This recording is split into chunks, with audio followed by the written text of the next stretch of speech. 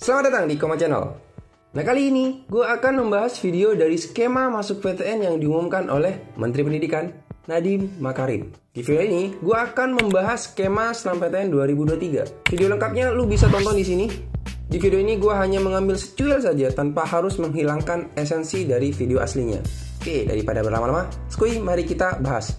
Nah, di slide ini nih, yang gue tangkap tuh Pak Nadiem ingin mengeneralisir semua mata pelajaran. Jadi lu gak harus tertuju sama beberapa mata pelajaran saja, melainkan semua mata pelajaran.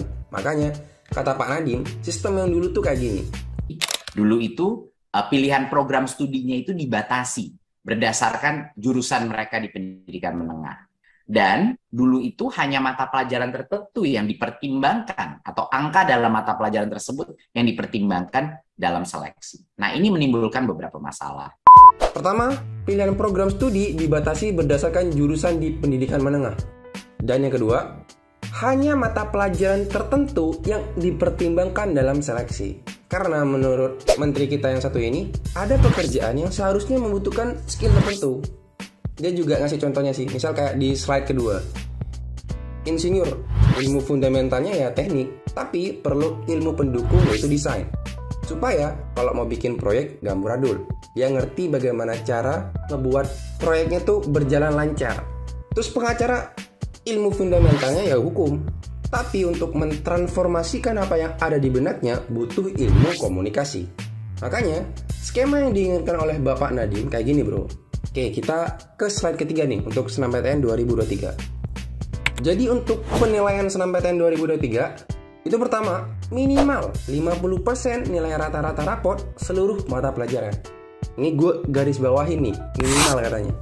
Kedua, maksimal 50% komponen penggali minat dan bakat. Plus prestasi, plus portofolio kalau emang ada. Kayak misal lu pengen kuliah jurusan teknik gitu ya. Nah, untuk SNMPTN, rata-rata raport lu tuh dihargain minimal 50%. Dan sisanya, misal kayak mapel, apa ya kalau teknik ya? Ya matematika sama fisika lah ya. Plus, kalau lu punya prestasi. Sebenarnya kalau dipikir-pikir nih ya, Pak Nadiem tuh ngebet banget supaya semua pelajaran harus ada gunanya. Gak boleh ada yang ngentengin mata pelajaran tertentu. Makanya dia bilang minimal. Artinya apa? Bapak Menteri kita yang satu ini mengharapkan ada universitas yang mematok lebih dari 50%. Ya mungkin karena culture di luar negeri kayak gitu juga ya, gue kurang ngerti juga dah. Sebenarnya ada 5 slide. Slide keempat sama slide kelima itu sebenarnya pendukung dari slide-slide sebelumnya. Oke, sekarang mari kita bahas. Ini nih, menarik banget nih. Bener gak sih program ini bagus? Apa sebenarnya ini cuma menyelesaikan masalah dengan membuka masalah baru? Oke, langsung kita bahas bro. Nah, kalau kata gua, gak harus loh kita mendalami semua pelajaran. Karena misal lu pengacara, apa gunanya belajar fisika? Oh ada bang, gimana kalau kasus mengenai korupsi dana proyek pembangunan? Itu kan kita harus tahu ilmu fundamentalnya biar ngerti.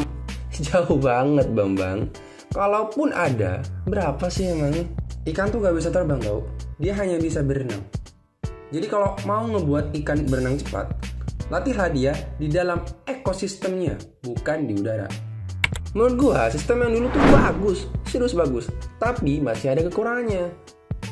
Contoh nih, seandainya saja lebih transparan sistem yang dulu tuh, top bro. Udah terang-terangan aja sistemnya kayak gimana, mapel apanya yang dibutuhin, berapa persen takarannya, dan bla bla bla bla. Gue yakin tuh pasti bisa diterima sama halayak masyarakat Indonesia. Sistem yang sekarang tuh gimana ya? Gue ngerti sih, Pak Nadiem merasa kalau kita bekerja kadang ada aja gitu skill-skill yang lu belum pelajarin tapi itu penting. Makanya dia ngasih contoh kayak insinyur butuh skill desain, pengacara butuh skill komunikasi, sutradara film butuh skill marketing. Ya tapi jangan semua mata pelajaran dong. Emang sutradara film butuh ilmu kimia buat apa coba? Kan kagak ada bos. Kadang gue pas SMA tuh ngerasa ya, ini pelajaran gak penting buat gue, gak terlalu ngefek dah. Cita-cita gue apa, dikasih pelajaran kayak gimana. Lu ngerasa kayak gitu juga gak sih?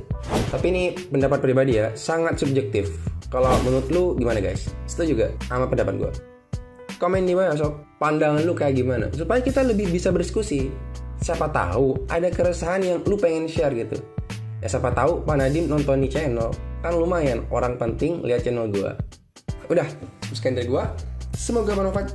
Jangan lupa like, comment, and subscribe. Terima kasih.